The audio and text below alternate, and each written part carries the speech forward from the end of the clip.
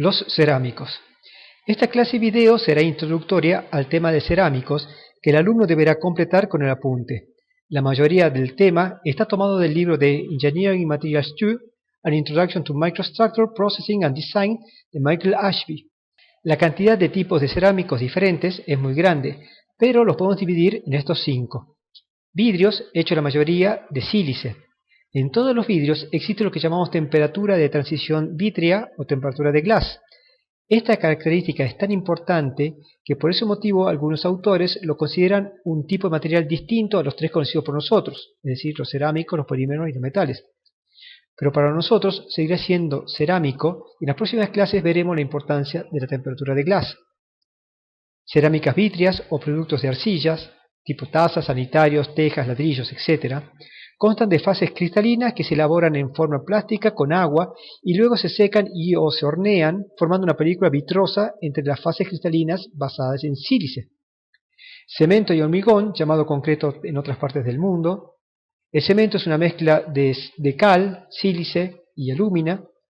El hormigón es cemento más arena y piedras.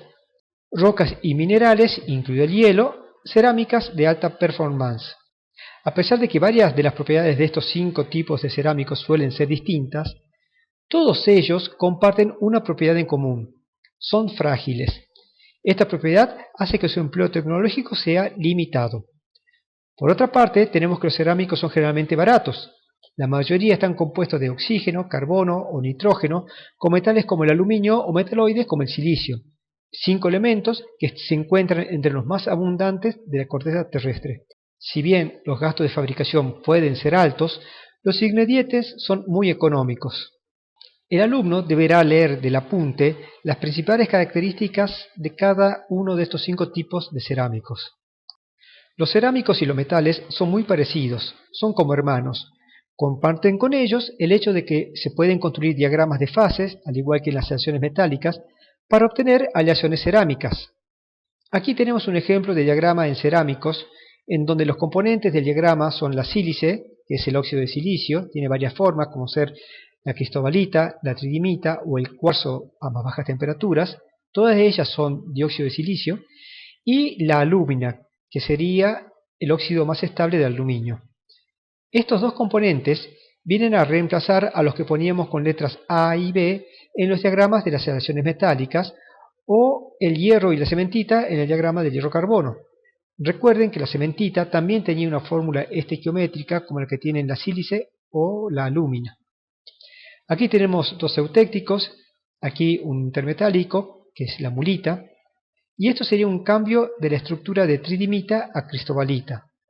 Fíjense en las temperaturas, que son muy altas, y esta es una de las diferencias con los metales, que en general las transformaciones se encuentran a más bajas temperaturas.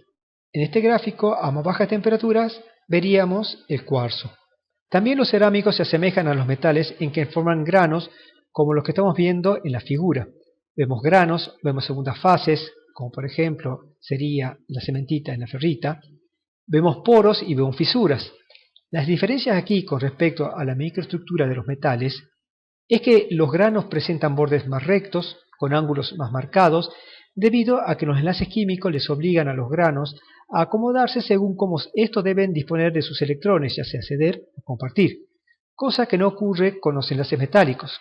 Esto también repercute en el hecho de que encontremos más fisuras que en un metal. Las fisuras están ubicadas en los bordes de granos, que se producen por diferentes coeficientes de dilatación térmica de un grano con el otro, cuando se tratan de distintas fases, por diferentes elasticidades y por la falta de deformación plástica. Con respecto a los granos cerámicos tenemos que hacer otra aclaración. En el caso de los vidrios, no tenemos granos, sino que estos forman un continuo desorden. Recuerden que los granos están ordenados y los bordes de grano no.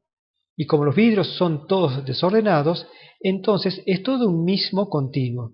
Lo mismo ocurre con varios polímeros que son amorfos, o con los vidrios metálicos, que son aleaciones metálicas sin estructura cristalina, y por eso se los denomina vidrio o amorfos. Pero con enlaces metálicos conducen la electricidad, tienen magnetismo, poseen cierta deformación plástica. Los volveremos a mencionar más adelante. Todos son amorfos y no tienen granos. Esta figura intenta mostrar la diferencia entre los cerámicos y metales. Vemos los electrones delocalizados de los metales que les permiten la deformación plástica particular que tienen, fundamentalmente por el movimiento de las dislocaciones. En el caso de los metales, ¿qué dificulta el desplazamiento de las dislocaciones? En primer lugar, las tensiones en la red, como por ejemplo debido a elementos solubles, precipitados como la cementita en el acero, o una gran cantidad de dislocaciones, más de las necesarias, también producen tensiones y producen un endurecimiento en el material. Un tamaño de grano excesivamente chico, esto limita el camino de las dislocaciones, o un tamaño de grano excesivamente grande, esto es porque reducimos los sistemas de desplazamiento. En el caso de los cerámicos, estos también presentan dislocaciones, pero la dificultad para desplazarse es muchísimo mayor que en los metales, y por eso la deformación plástica es despreciable. Los cerámicos covalentes tienen los electrones íntimamente comprometidos, las órbitas de sus átomos están solapadas para poder compartir los electrones, lo cual hace muy difícil el desplazamiento de los átomos y por lo tanto la deformación plástica. Y los cerámicos iónicos, que si bien sería posible la deformación plástica en un sistema de deformación determinado, por ejemplo, porque este anión iría a ocupar el puesto de este otro anión, y no en este sistema, ya que un catión iría a ocupar el puesto de un anión, decíamos que si bien es posible un cierto tipo de deformación plástica, esto sería posible solo en un monocristal, aplicando la fuerza en la dirección correcta, pero no en policristales, ya que un grano se deformaría y el otro resistiría hasta romperse frágilmente. Además, en general los sistemas cristalinos de los cerámicos poseen baja cantidad de sistemas de deslizamiento. En estas figuras vamos a ver por qué un cerámico resiste más a compresión que a tracción. Ya hemos visto en el tema de la introducción a la mecánica de la fractura la existencia de concentradores de tensión dentro de los materiales, y las fisuras son uno de los más peligrosos por sus ángulos muy agudos. Los cerámicos están llenos de poros y fisuras, tienen alrededor de un 20% de poros y fisuras. Cuando una fisura es solicitada con una tensión de tracción, sus extremos tienden a separarse unos de otros, provocando un fallo en la estructura por la rápida propagación de la fisura. Muchas veces, solamente una fisura es la que se propaga. La fisura se propaga a una velocidad cercana a la velocidad del sonido en ese material. En cambio, cuando una fisura es solicitada a compresión, las componentes de las tensiones en la punta, una componente de tracción y otra de compresión, hacen que el camino de la fisura se desvíe paralelamente a la fuerza aplicada. Una vez que la punta de la fisura está paralela a la fuerza aplicada, ya no se da cuenta que está siendo solicitada y deja de crecer. Por eso, un cerámico solicitado a compresión se rompe lentamente y no catastróficamente por el lento progresar de varias fisuras. Entonces, para desarrollar cerámicos más tenaces, tenemos que controlar lo que los hace fallar, es decir, la cantidad y el largo de las fisuras que tienen, mediante el empleo de materia prima de mejor calidad y también de un estricto control de calidad. También podemos frenar la propagación de las fisuras utilizando segundas fases que las detengan, como por ejemplo en materiales compuestos. Otra forma es producir un cambio de fase en la misma estructura por la misma deformación plástica de la fisura. Esto ocurre, por ejemplo, en la zirconita, que cambia de una estructura tetragonal a monoclínica cuando siente una tensión muy fuerte, como sucede en la punta de la fisura.